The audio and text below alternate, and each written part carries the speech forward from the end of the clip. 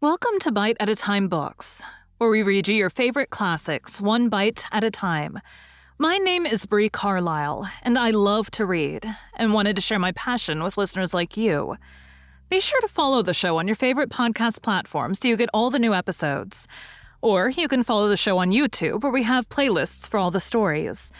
You can find us on all the social medias at Bite at a Time Books, or on our website, biteatatimebooks.com, where you can also sign up for our newsletter for more information on what we're reading and what's coming next for the podcasts.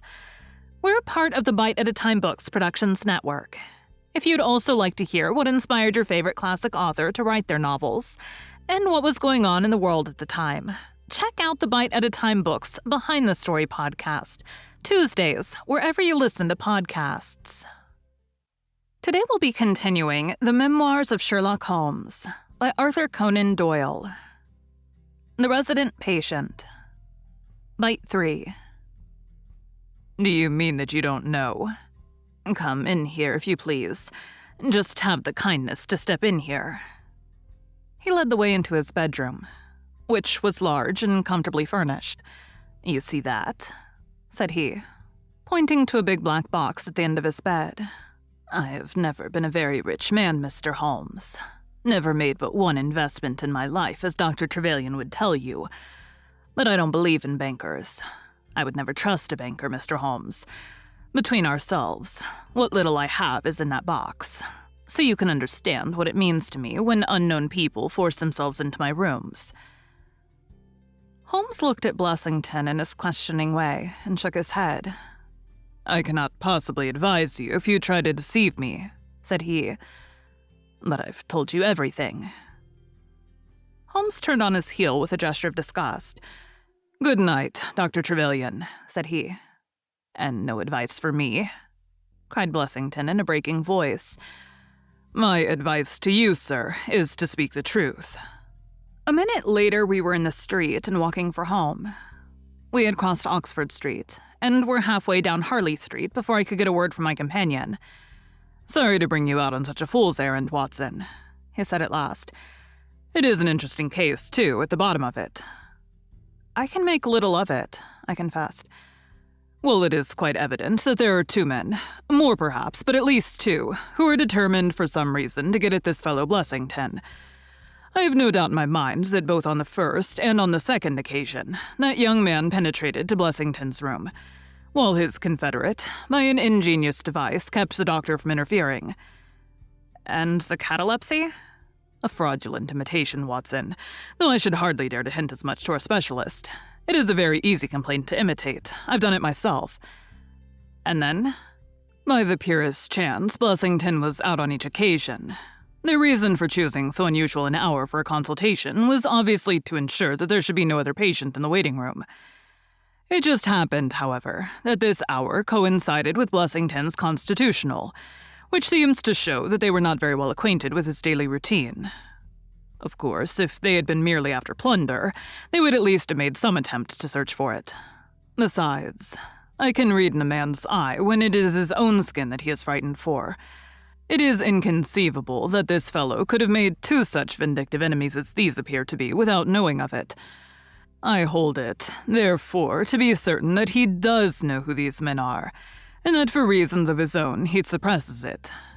It is just possible that tomorrow may find him in a more communicative mood. Is there not one alternative? I suggested. Grotesquely improbable, no doubt, but still just conceivable. Might the whole story of the cataleptic Russian and his son be a concoction of Dr. Trevelyan's, who has, for his own purposes, been in Blessington's rooms? I saw in the gaslight that Holmes wore an amused smile at this brilliant departure of mine. My dear fellow, said he, it was one of the first solutions which occurred to me, but I was soon able to corroborate the doctor's tale. This young man has left prints upon the stair carpet, which made it quite superfluous for me to ask to see those which he had made in the room. When I tell you that his shoes were square-toed instead of being pointed like Blessington's, and were quite an inch and a third longer than the doctor's, you will acknowledge that there can be no doubt as to his individuality. But we may sleep on it now, for I shall be surprised if we do not hear something further from Brook Street in the morning. Sherlock Holmes's prophecy was soon fulfilled, and in a dramatic fashion. At 7:30 next morning, in the first glimmer of daylight, I found him standing by my bedside in his dressing gown. "There's a brougham waiting for us, Watson," said he. "What's the matter, then?" "The Brook Street business." "Any fresh news?" "Tragic, but ambiguous," said he, pulling up the blind. "Look at this. A sheet from a notebook with, 'For God's sake, come at once,' PT scrawled upon it in pencil. Our friend the doctor was hard put to it when he wrote this. Come along, my dear fellow, for it's an urgent call." In a quarter of an hour or so, we were back at the physician's house. He came running out to meet us with a face of horror. "Oh, such a business," he cried with his hands to his temples. "What then?" "Blessington has committed suicide." Holmes whistled. "Yes, he hanged himself during the night." We had entered, and the doctor had preceded us into what was evidently his waiting room. "I really hardly know what I'm doing," he cried. "The police are already upstairs. It has shaken me most dreadfully." "When did you find it out?" "He has a cup of tea taken into him early every morning. When the maid entered about 7, there the unfortunate fellow was hanging in the middle of the room. He had tied his cord to the hook on which the heavy lamp used to hang, and he jumped off from the top of the very box that he showed us yesterday." Holmes stood for a moment in deep thought. "With your permission," said he at last, "I should like to go upstairs and look into the matter." We both ascended, followed by the doctor. It was a dreadful sight which met us as we entered the bedroom door. I've spoken of the impression of flabbiness which the man Blessington conveyed. As he dangled from the hook, it was exaggerated and intensified until he was scarce human in his appearance. The neck was drawn out like a plucked chicken's, making the rest of him seem the more obese and unnatural by the contrast. He was clad only in his long nightdress, and his swollen ankles and ungainly feet protruded starkly from beneath it. Beside him stood a smart-looking police inspector who was taking notes in a pocketbook. "Ah, Mr. Holmes," said he heartily as my friend entered. "I'm delighted to see you." "Good morning, Lanner," answered Holmes.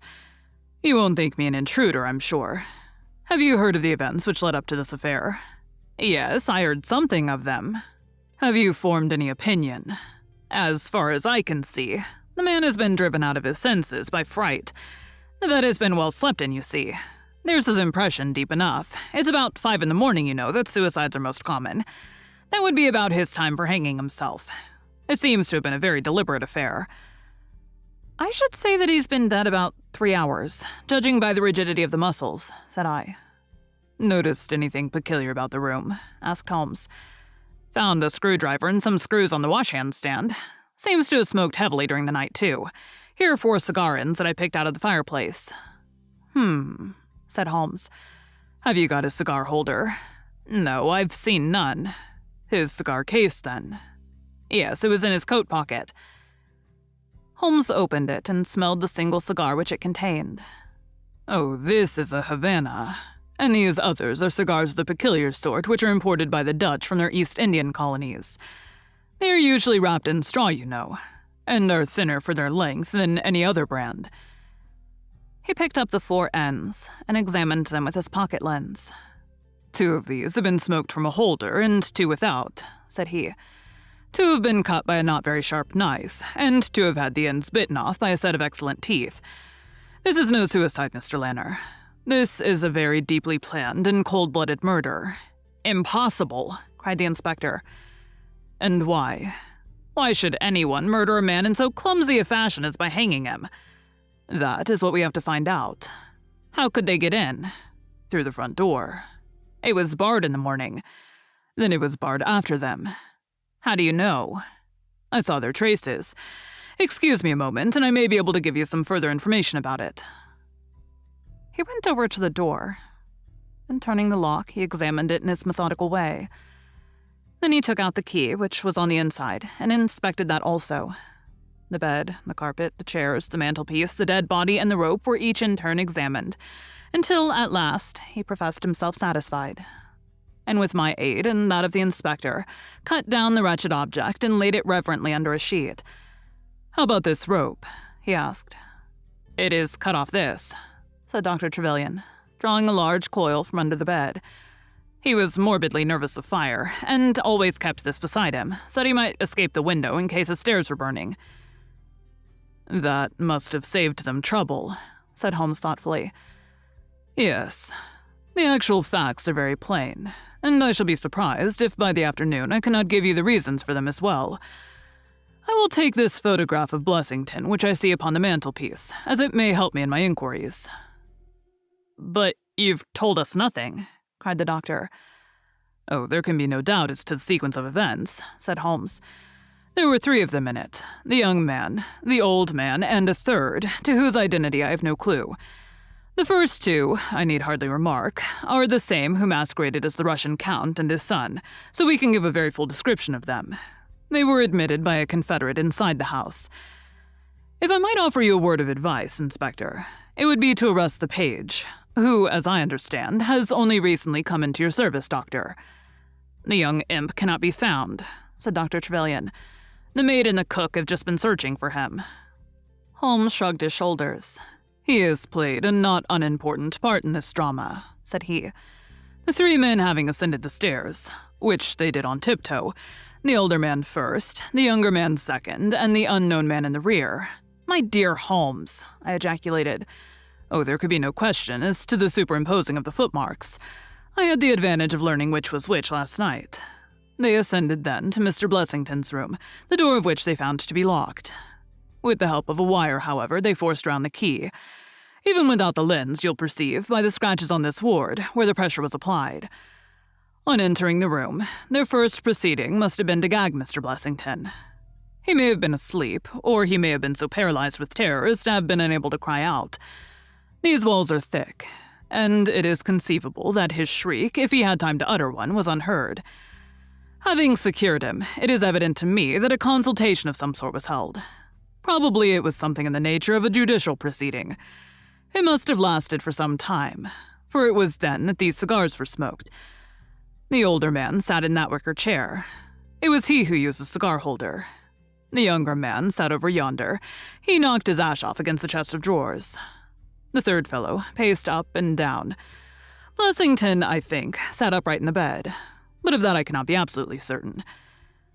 Well, it ended by their taking Blessington and hanging him. The matter was so prearranged that it is my belief that they brought with them some sort of block or pulley which might serve as a gallows. That screwdriver and those screws were, as I conceive, for fixing it up. Seeing the hook, however, they naturally saved themselves the trouble. Having finished their work, they made off, and the door was barred behind them by their confederate. We had all listened with the deepest interest to this sketch of the night's doings, which Holmes had deduced from signs so subtle and minute that even when he had pointed them out to us, we could scarcely follow him in his reasoning. The inspector hurried away on the instant to make inquiries about the page, while Holmes and I returned to Baker Street for breakfast. I'll be back by 3, said he when we had finished our meal. Both the inspector and the doctor will meet me here at that hour, and I hope by that time to have cleared up any little obscurity which the case may still present. Our visitors arrived at the appointed time, but it was 3:45 before my friend put in an appearance. From his expression as he entered, however, I could see that all had gone well with him. Any news, Inspector? We've got the boys, sir. Excellent. And I've got the men. You've got them? We cried, all 3. Well, at least I've got their identity.